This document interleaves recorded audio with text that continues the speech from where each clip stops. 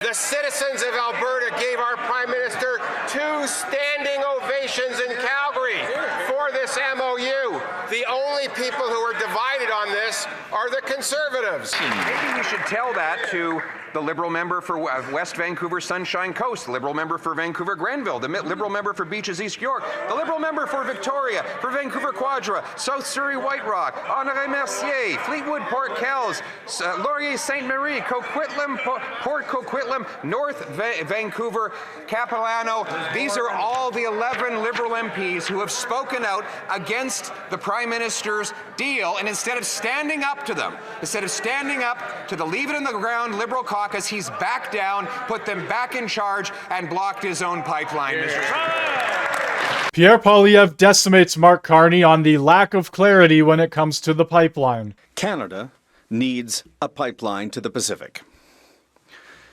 so that we can sell more of our product outside of the United States to other countries, make our economy more independent, strengthen the Canadian dollar, and the purchasing power of all Canadians.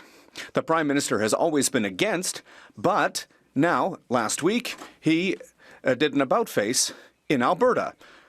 But when he came back here, there was a rebellion in his caucus, so I took the words from his agreement. Is he going to vote for those words, or can't we believe his words? The Right Honourable Prime Minister.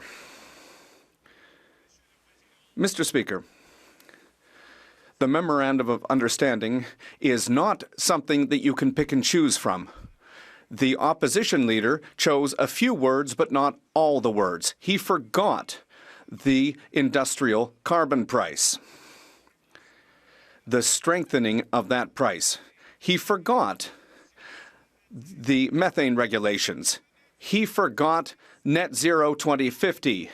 You have to eat the entire meal, not just the appetizer. Eat the entire meal. Well, that would be great if Canadians could buy a full meal, Mr. Speaker.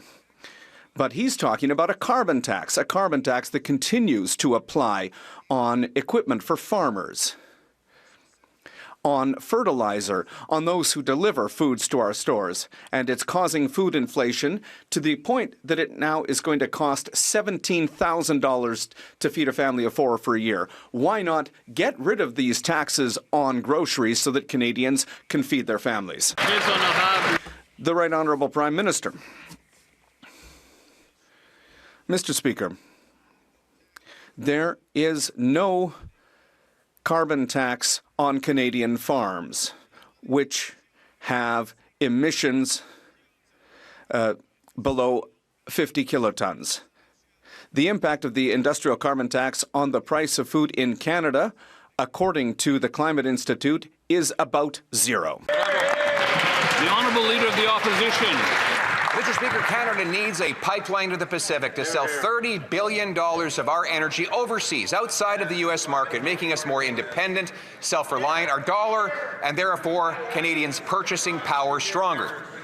The Prime Minister always opposed the pipeline, which his party killed, but last week he flip-flopped and promised while he was in Alberta in a deal that he would build such a pipeline. So I took the very wording right out of that deal and put it into a motion before the House of Commons. He experienced a massive rebellion in his own caucus, but if he's going to vote against his own words, how can Canadians ever believe his words? The Right Honourable Prime Minister.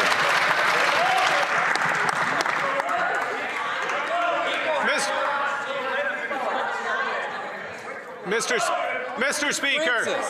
Speaker, as the Canadian national cricket team knows, you've got to play the whole T20.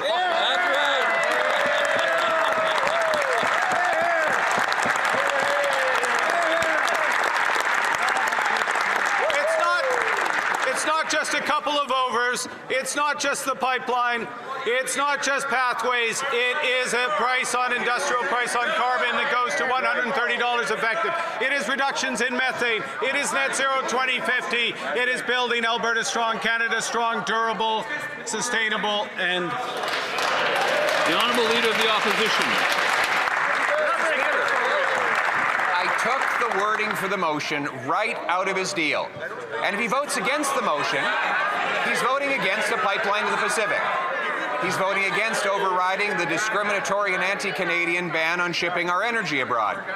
He's voting against consultation with the First Nations people and the British Columbia government, and he's even voting against his own beloved carbon capture and storage, all of which I took word for word right out of his own deal.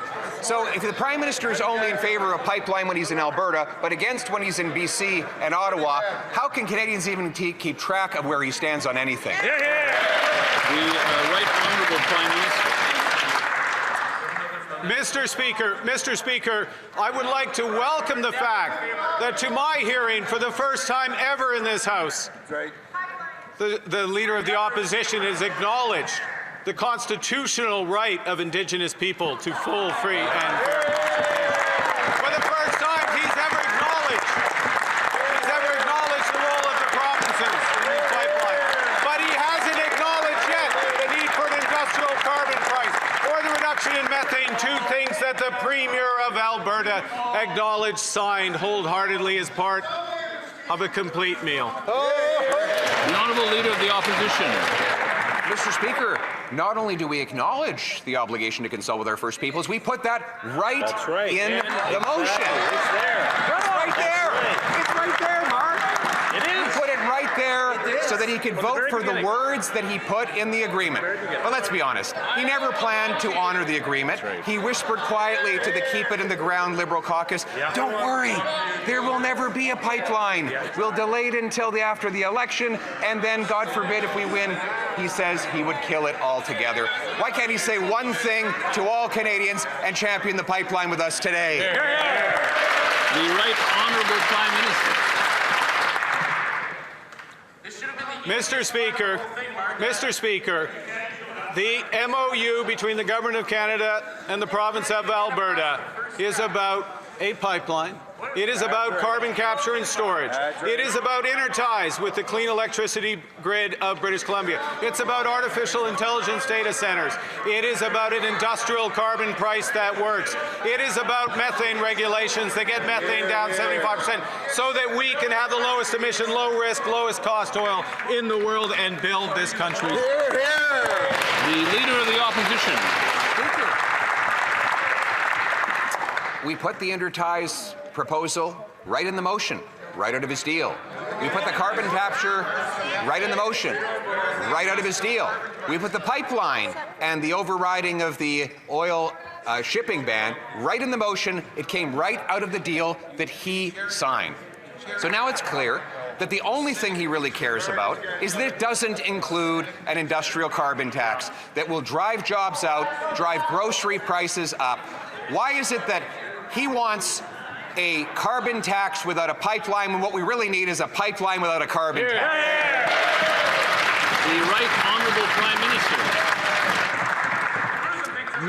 Mr. Speaker, the grand reveal has been made. Mr. Speaker, I'm not a lifelong member of this House, so I don't know all the rules, but I don't think there's a limit on the size of motions. And in fact, since the MOU is already translated, I think it would be very easy to take the entire MOU in both official languages and propose them if the members opposite would support everything that the Premier of Alberta has done.